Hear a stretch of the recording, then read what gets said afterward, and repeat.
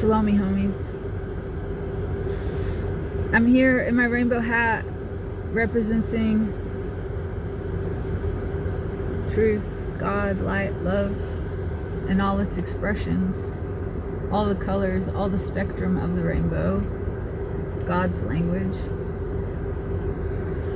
That's what the rainbow means to me.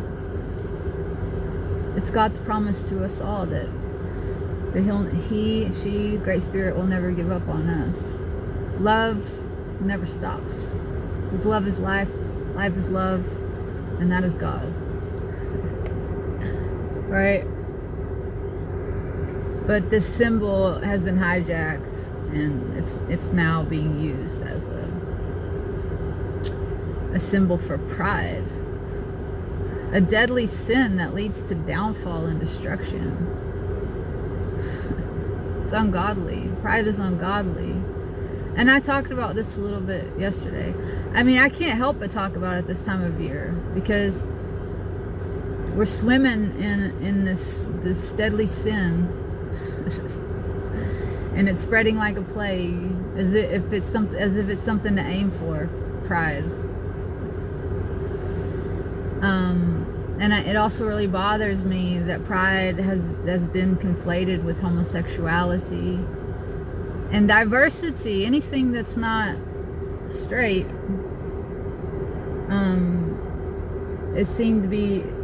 is promoted as something to be proud of. But all of it's a gift. Every bit of life, all the diversity, all creations of God, and God uses diversity to promote and support life. God doesn't make mistakes. Okay? Homosexuals are not mistakes. Straight people are not mistakes. Transgender people, not mistakes. What are we? We are all perfect creations of God. Diverse expressions of life and love. Okay? God is love. And if you recognize that you were created by love, in love, for love, and you recognize the gifts that you've been given, you'll be humbled by that, and you would never dare to proclaim, to be proud about anything that you are, because you have nothing to do with it. Right? But where does pride come from? Pride comes from shame. It's a symptom of shame. When you have shame within you, you puff yourself up in defense, right? It's an act to ward off further attack, because you have shame because you have been attacked. You've been judged. And this is the irony of it all.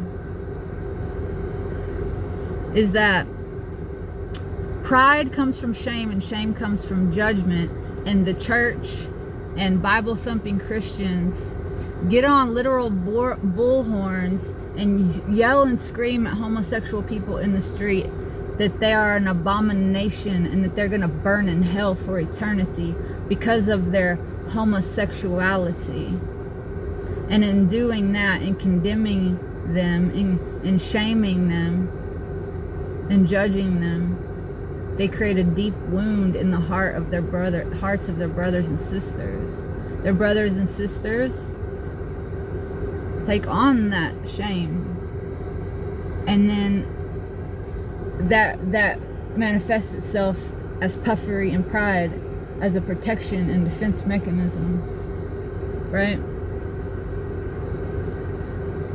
So it's religious people who are claiming to be working on behalf of Jesus Christ, who promoted humility and love and spoke out against judgment. It's those people that are judging the most and creating shame and giving rise to the pride that they are judging.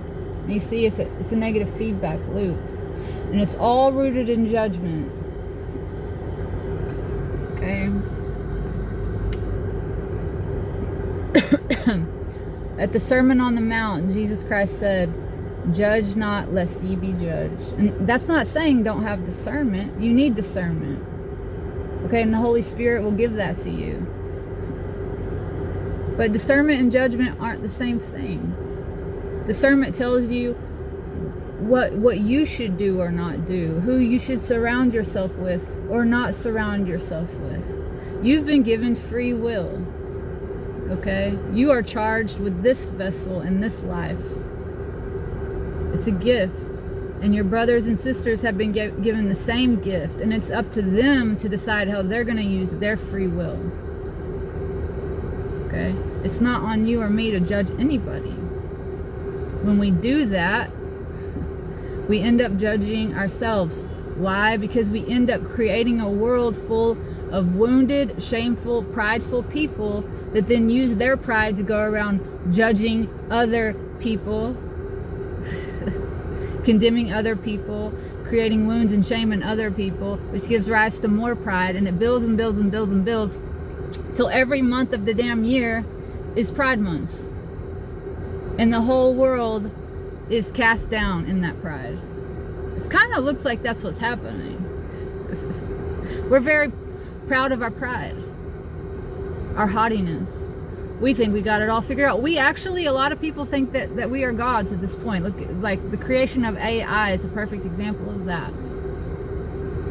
And, you know, Israel is behind all that. There's a huge pride festival in Israel right now, in the desert, at the Dead Sea. Okay? And I just think, yeah, Israel is like the perfect embodiment of this plague that is running through humanity, eating us alive. Pride. Okay? You see this manifest in the nation of Israel. And that is the manifestation of the father of lies. Okay? And just like the father of lies is hiding behind homosexual people in the pride movement, the father of lies is hiding behind the nation of Israel and the Jewish people and the Jewish identity, using the Jewish people as a shield, attacking the Jewish people, creating shame in them, creating a defense mechanism which causes them to act pridefully.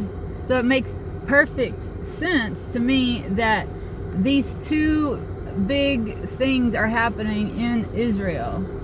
A huge, huge pride parade in the land of God's chosen people. How much more prideful can you get to think that you have been chosen amongst all other people, amongst all other children of God? You are special. That is pride. That is the highest, that is the height of pride. Okay? But I'm not saying that all Jewish people believe that. That some people are Jewish because of their heritage and because of their bloodline, not because they practice Judaism. There's a weird thing going on with that title and that label of Jew, right? And even that's the father of lies, creating confusion, hiding behind the word Jew, because it's confusing. Like, you don't want to be anti-Semitic, and you don't want to judge Jewish people, you don't want to paint people with a broad stroke, but then there's Israel that is like an ethno-state that says that anything they do is representative of all Jewish people, and here they are committing a genocide in the name of a people who are once genocided, and that's why you can't call out their genocide, because they're victims all the time. You see the game that's going on? And it's all rooted in shame and judgment. And there's a lack of love. Love is the answer to all of it. And love doesn't judge. Love allows. Okay? You let people live out their lives.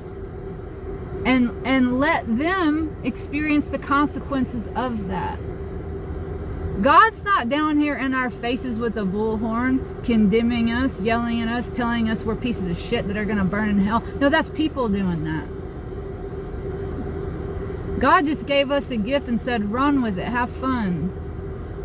See what happens. And we're seeing what happens. And it's all part of it. It's just we're learning, hopefully. And hopefully as a result of what we're learning, what we're seeing, what we've created, we'll start to do better. And we'll realize that love is the answer. Judgment only leads ultimately to pride and more judgment and more pride and more judgment and more pride. It's come on, how have we not figured this out yet? And like, yeah, you can be gay for all kinds of reasons. And like, maybe some people are gay because they were wounded in childhood and they had sexual trauma, and their sexuality is a manifestation of that. Maybe. Okay, but once again, that's not on us to decide or judge. Okay, like we've conflated with this pride movement with people dry humping in the streets in their underwear, carrying around dildos and doing all kinds of depraved acts. We've conflated all of that with what it is to be gay. No. As a homosexual person myself, I will tell you, I'm disgusted by that. And also, hello, straight people engage in all of that. Straight people deal with lust. Straight people can be and are promiscuous. Straight people are on OnlyFans. Okay? This is part of the human condition. Lust, promiscuity, being in the flesh, being tempted. That's what it is to be human, not what it is to be gay by the nature of being gay. But this is just an attack. This is a way that Satan attacks God's children. He attacks minority groups, ostracizes us, makes us feel unsafe so that we'll puff up in pride, and then we'll make ourselves our own gods. Ultimately, that's what pride says. It says, look at me, I'm so great. Like as if we had anything to do with it. And you start believing you're so great, well then you start worshiping yourself. Like what's going on in Israel. These people think they are gods.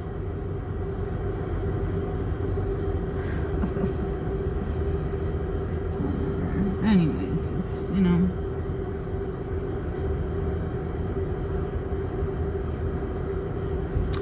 Corinthians 13:13. Love, faith, and hope is all that remains in the end. It's all that's real. And the greatest of all that is love. And that's a paraphrase. 1 John chapter 4, verse 8. Those who do not know love do not know God, because God is love. And judge not, lest ye be judged. Because when you judge, you create a world full of other people that are going to judge you, right? You lay a trap for yourself that you end up falling in. And all the while, God's just sitting back and observing and loving and waiting for us with open arms, waiting for us all to grow up and love one another.